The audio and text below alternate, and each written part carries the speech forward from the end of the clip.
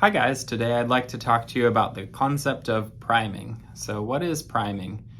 Back when I was growing up, we would go every summer to a cabin in Lake Tahoe. And at this cabin, it had all the amenities of the 1920s. Nothing was really up to date. And so it did have some of those pump wells where you would have to pump the water out from a well. And what you would do is when you would get to the pump, it would be dry. And so you'd have to pour a little water down into the pump in order to prime the pump. And that would allow for everything to get moving and water to come up out of the well. So what we do in a sales process to prime our patients for the purchase in the future is to do the work before the actual sale.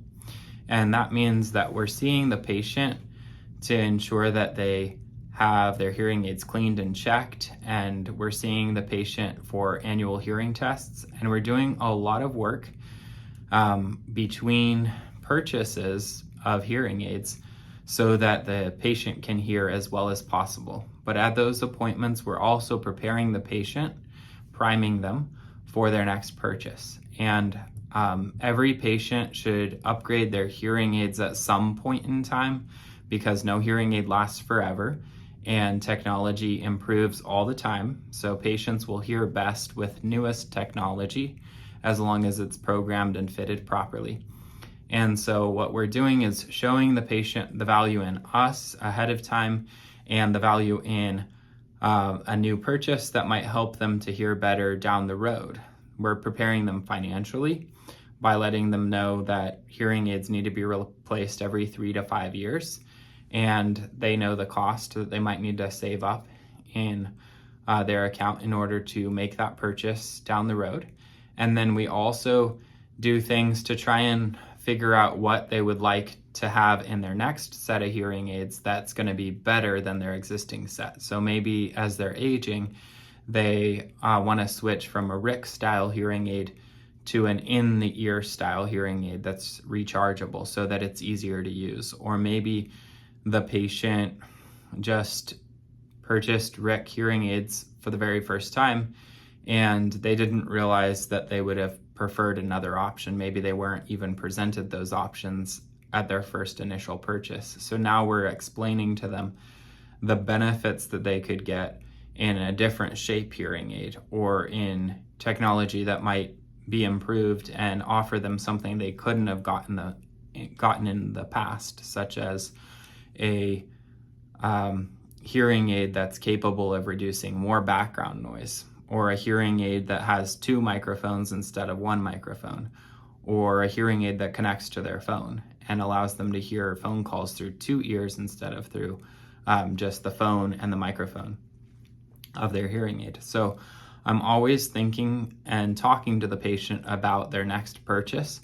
And if I'm presenting ahead of time before I try and close them at the sale, they are much more likely to purchase because they're preparing ahead of time. So I'm doing the work in between appointments, in between sales opportunities, because you never know when someone might find value in what we're offering and decide to upgrade. So for example, today alone, I ended up fitting someone that I saw for a scheduled clean and check, and I only had 30 minutes to see this person. And because she just wanted kind of an upgrade of the physical hearing aid that she had now, same physical shape, just the newer technology so she could hear better.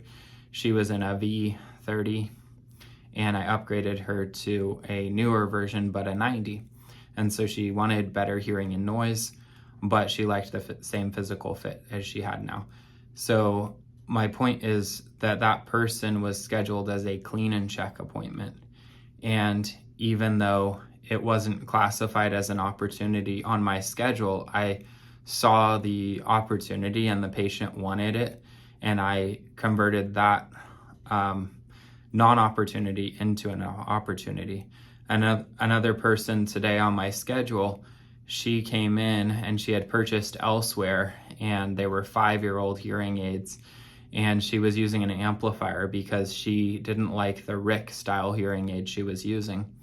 And in this amplifier, it offered her what she was looking for in the canal style. And so she had an insurance benefit available. I upgraded her within a clean and check appointment, so that what was not really an opportunity on my schedule then became an opportunity.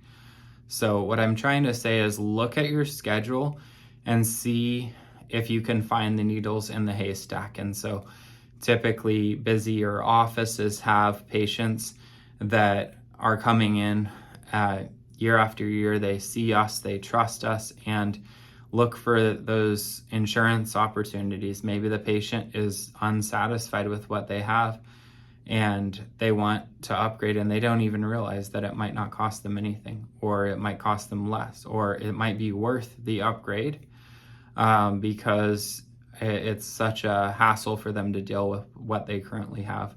So the concept of priming is basically finding an opportunity to pitch someone when it's really not a sales consult opportunity. Find a way to talk to people about their next purchase every single time you see them. So then it's a lot easier to sell them when it is that audio and consult green block on our schedules. Thanks.